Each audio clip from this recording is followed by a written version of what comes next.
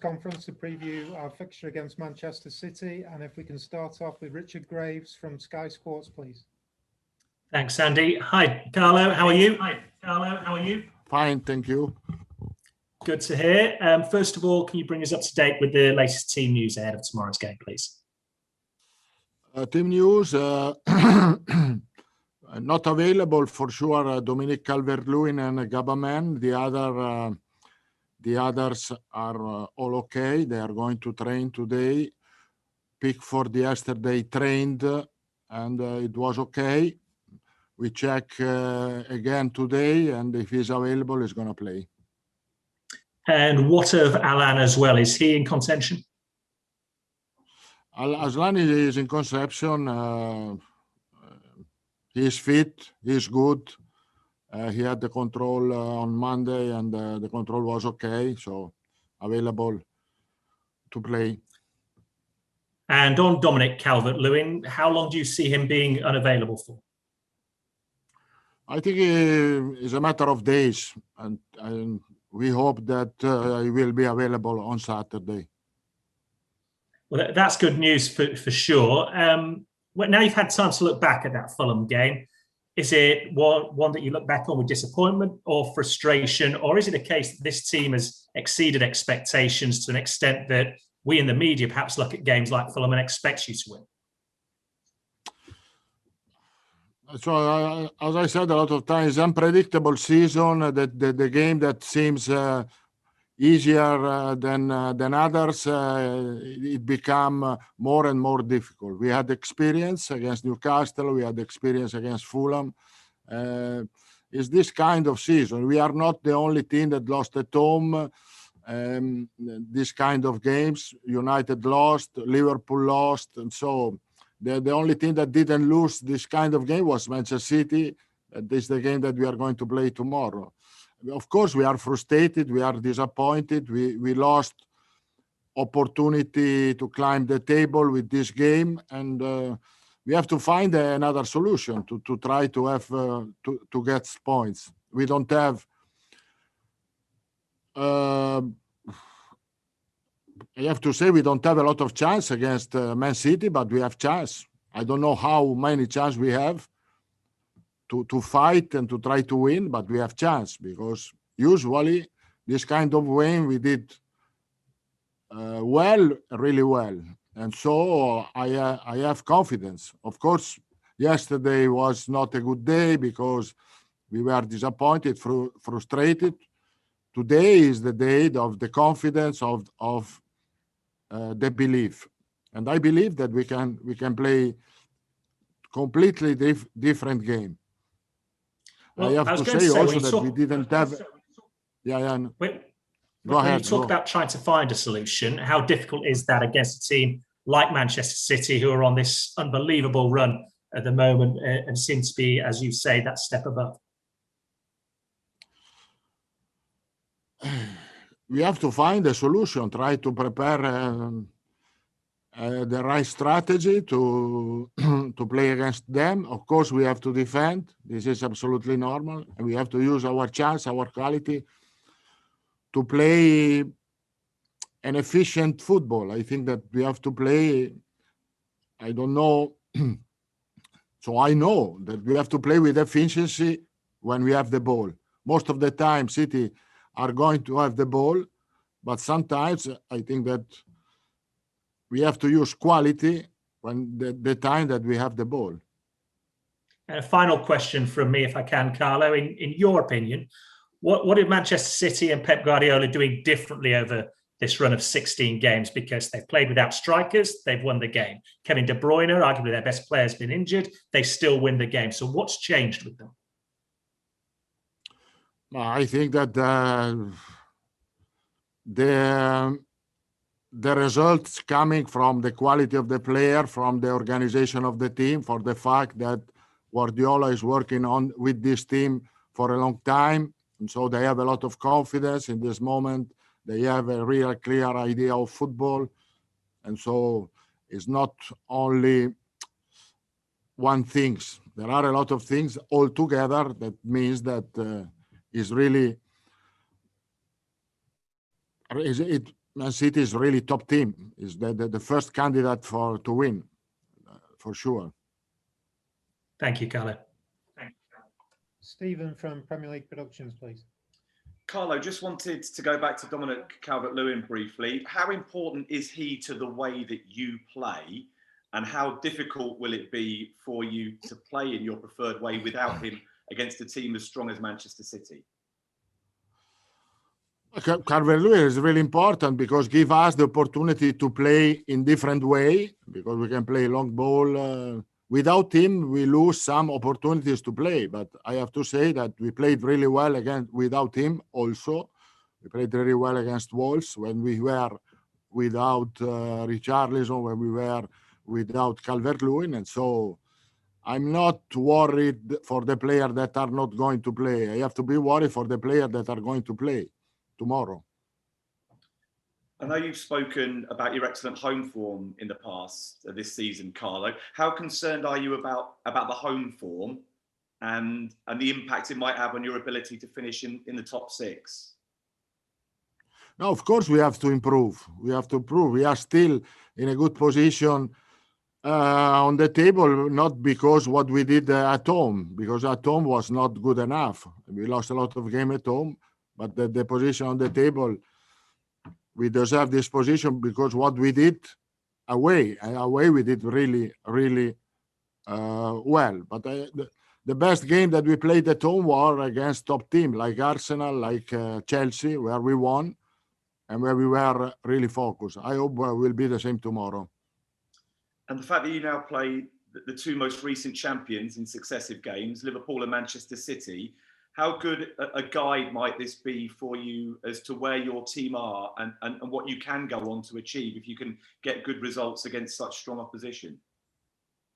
Well, we have to try to do our best in these two kind of game. We have to try to compete with them against these top teams. We competed really well in the past game against the United. We competed against Tottenham in the Cup. And so our goal is to compete. And after that, the season is so long. And so we have still possibility to reach our target. No doubt for this. Also, but I have confidence that these two games are going well for us. Okay, if we go to Ian Abrahams, please. Hi, Carlo. How are you? I'm fine. Thank you. Good. I spoke the other day to Mikel Arteta at Arsenal. You and he took charge at Arsenal and Everton at, I think that's exactly the same weekend, just over a year ago. He says that it's still taking time to change Arsenal and move Arsenal into what he wants. Can I ask you if it's the same at Everton with you, if the pace of change has been as quick as you would have liked or how you expected?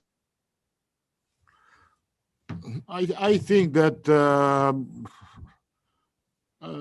we are in the right way, if I have to say. I think that in 1 year the squad improved. We have more stability. We have more knowledge, and of course we have to improve. We are not at the same level of the top team, but we are in the right way to work on this. How long it takes, I don't know, but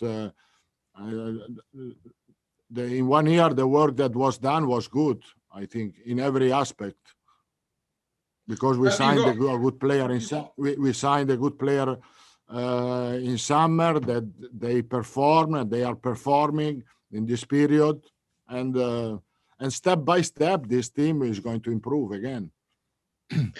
You've got your old club Chelsea, you've got Liverpool, you've got City twice in the next month. How much will that determine your ambitions, Carlo, for the season, those 4 games?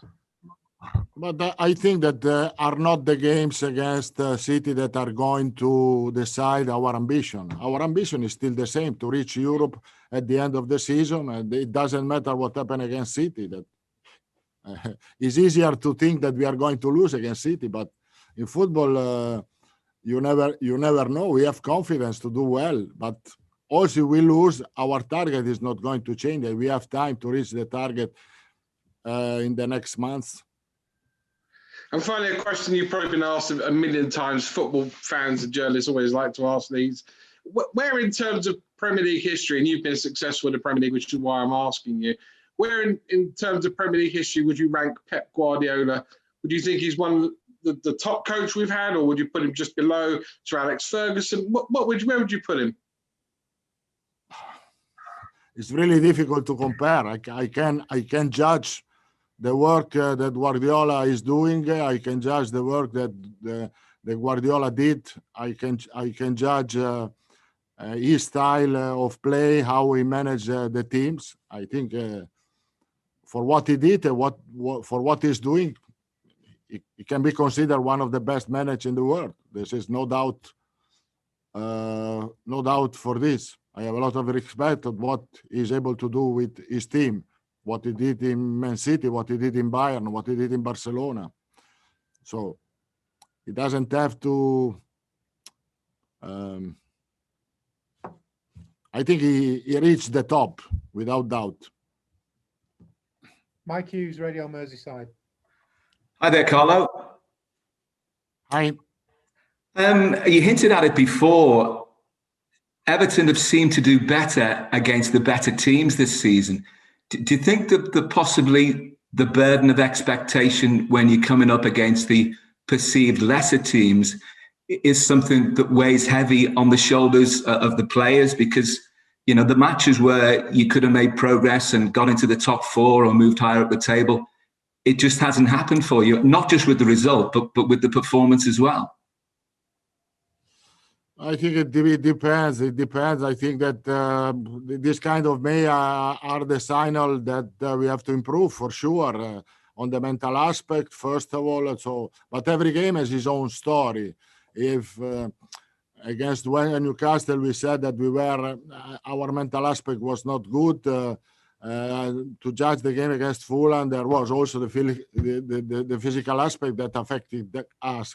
But all this kind of thing means that for sure we have to improve and we have to work hard to improve. And we know in this season more than any other that there's a necessity to rotate the squad. But defensively, that solidity that you've had appears to have gone missing recently. Do you think you have to balance the rotation of the squad with looking for more defensive stability again? Because the goals are beginning to go in with a bit too much regularity. But I think that the consistency that we had in before, I think it was determined by the strategy of the game. When we have to defend and when we think that and when we are forced to defend, we did well. When we decided to play an open game, it was more difficult to have balance. This was the reason, because in the last game, it's true, we conceded goal, but we wanted to play open games against United, against against Tottenham and against Fulham. We wanted to play an open game, and we had problem defensively. It's true that apart Fulham, we scored 8 goals against Tottenham and against United. And so tomorrow, I think that most of the part we have to defend. This is for sure, and I think that there we can have more consistency. Louis Restorepo, please. Hello, Carlo. Hi. Hello. Hi. How are you? Fine. We have seen James Rodriguez going out from the field with knocks in the last games and with problems, because of fouls and stuff. Do you think the referees are not protecting him enough, or the rivals are targeting him to knock him in the game in order to take him out from the game? No, I don't think so. I don't think so. It's the intensity of the game and the intensity of the Premier League. There are a lot of contact. Unfortunately, he suffered a contact against Fulham, but I think it was nothing wrong. It was a normal contact, and is available to play tomorrow. What he can do then to try to avoid this kind of knocks, because he had one with John Shelby, one with Fred, and now with Fulham, and he always ends up the game, like suffering. He has to improve in some way, or what he has to do? he has nothing to do. I don't know. To avoid contact is impossible in football. So if you want to avoid contact, you don't have to play football, but this is not the case. And so he has nothing to do. He has just to accept this. It was unfortunate because he had the knock in 2 games, but how many players have the knock is absolutely normal. We cannot change the rules of the game. We can take one more question in the open section. So if you want to ask a question, if you can put your hand up now, please. Simon Peach. Hi, Carlo. Hi. Hi. Josh King's, we've only seen from the bench a bit so far. Obviously, he was a late arrival in the window. What are you expecting from him from now until the end of the season? And is his fitness levels up as high as you'd like them? No, his fitness level is okay. No problem. Also because he trained when he was in Bournemouth, he trained normally and properly. He was out only for a few weeks. His physical condition is good. He has to adapt to the team, to the knowledge of the team tactically. But honestly, I am happy for what he's doing because he's working hard and he played all the games, not in the first 11, but he gave us all his quality, all his belief, and for sure he's going to start in the future. He's a player that can play with us without problem for the quality that he has, for the physicality that he has. Okay, thanks very much. That's the